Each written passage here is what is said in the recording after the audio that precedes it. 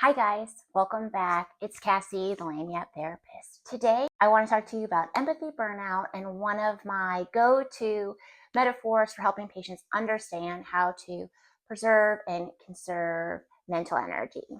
Often I find that people who come to therapy tend to be a little bit more emotionally aware. They tend to be a little bit more empathic, and this leads them to having more empathy burnout. A lot of people require or take emotional energy from them. This is due to, not learning very good boundaries early on, kind of being unable to identify like people pleasing behavior or always wanting to do as much as you can. So some of that perfectionism. Empathy burnout is very common in my practice. How I kind of explain this to patients is the with the superhero Superman.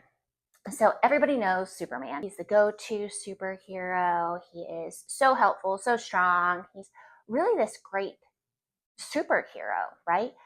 But when you take a step back, we ask, why does Superman have a secret identity? Why isn't he Superman all the time? Like he could cut the line at the coffee shop. He would be able to get whatever penthouse apartment he wants. He could literally do whatever if he just walked around as Superman all the time.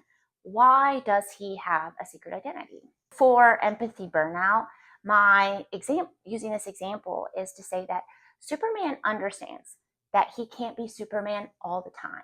He has to conserve his energy for big ticket items. He has to conserve his energy for Lex Luthor, moments, and that he can't, even though he wants to, he can't save every kitten from a tree or help every grandma across the street.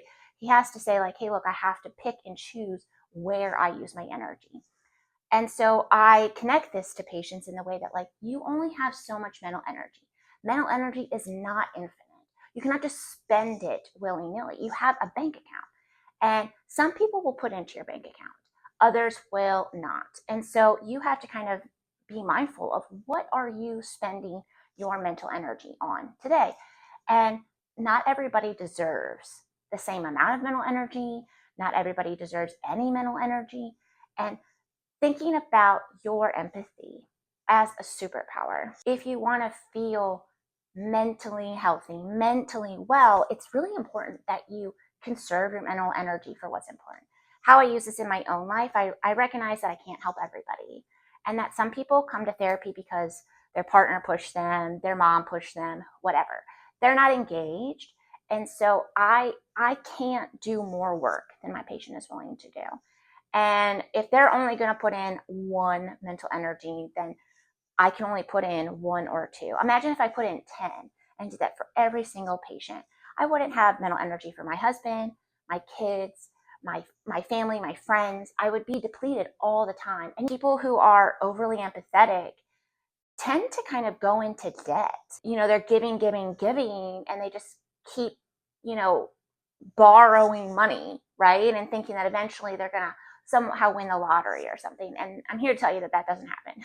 You have to set the boundary that your empathy is a priceless commodity and that we have to use it for the people who show up, not necessarily the same way, but people who show up for us. And we have to be mindful about this resource that we have. That's my Superman analogy. I'd love to know what you think. Make sure you like, comment, and subscribe for more therapy tidbits like this. And I will see you guys right back here next week. Bye.